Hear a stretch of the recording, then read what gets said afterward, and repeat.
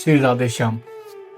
हमने श्री मीराबाई का चित्र स्टार्ट कर रखा है और हमने अब तक देखा कि श्री मीराबाई जी का कैसे पालन पोषण हुआ 5.5 वर्ष के एज तक, कैसे उनको ठाकुर जी की 5.5 वर्ष के एज में ठाकुर जी की प्राप्ति हुई एक संत द्वारा। आगे चल के श्री मीराबाई जी ठाकुर जी का नामकरण रखती है, उनका ठाकुर जी का नाम क्या हुआ, कैसे उनका लाड चाव करती है, आगे की लीला स्टार्ट कर रहे हैं हम। सबसे पहले सबको श्री राधे श्याम। और कुछ लीला में त्रुटि हो जाए तो क्षमा करें, मैं लाइन टू लाइन पढ़ रहा हूँ, मेरे तरफ से कुछ भी ऐड नहीं कर रहा हूँ, ठीक है। और प्लीज श्री राधे श्याम। आगे है ठाकुर जी का लाड चाव और नामकरण।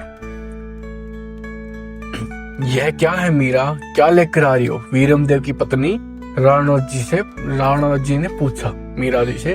और ठाकुर जी को एक संत द्वारा ठाकुर जी द्वारा लाए गए थे, संत द्वारा। और ठाकुर जी उनके पास आने के बाद वो लेके जाते हैं अपने कक्ष की ओर। तो राणावत जी मिलती है, वीरमदेव की पत्नी राणावत जी मिलती है और पूछती है कि मीरा जी क्या लेके आई हो आप? फिर मीराबाई बोलती है, ठाकुर जी बाबा हुक्म बड़ी माँ।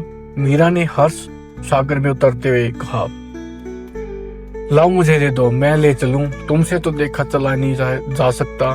रायसल जी की पुत्री लक्ष्मी ने कहा, ना ना ना ना। मीरा बोलती, ना ना ना। मीरा ने आतुरतापूर्वक ना कहते हुए मूर्ति को कृपण के धन की बातें अपने से चिपका लिया और सिद्धार्थतापूर्वक अपनी माँ के कक्ष की ओर चल पड़ी। वहां जाकर झरोखे के लकड़ी की चौकी सीधी करके और उसको ऊपर नई ओढ़नी बिछा करके ठाकुर जी को विराजमान कर दिया। थोड़ी दूर बैठकर वह उसको निहारने लगी। रह करके आंसू से आंसू निकल पड़े। आज की शिवप्रति के सम्मुख मीरा के लिए सारा जगत तुच्छ सा महसूस हो रहा था। तो अब तक अपने थे वो सब सामान्य हो गए और पराये हो गए।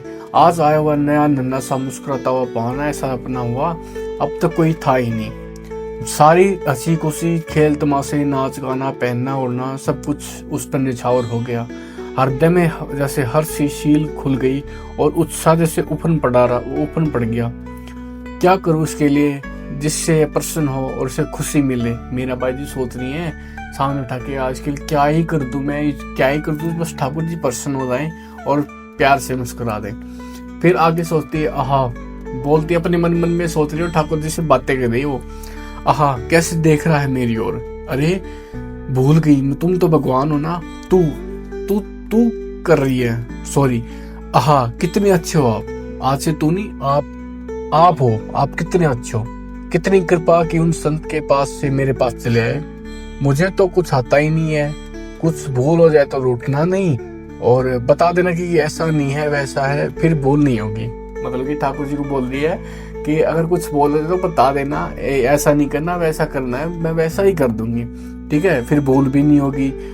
उन महात्मा की याद तो आएगी ना आपको। ठाकुर जी को बोल रहे कि उन महात्मा की तो याद तो आएगी आपको, क्योंकि आती होगी ना जाने कब से उनके साथ रह रहे होगे आप।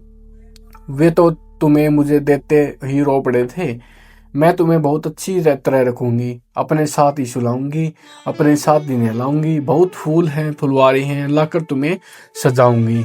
और आज ही बाबोसा से कहकर तुम्हारे लिए पलंग, हिंडोला, गद्दी, मोड़े, सिरक, दोवड़, पछेवड़ी और किम खाब के बागे भी बनवा दूंगी।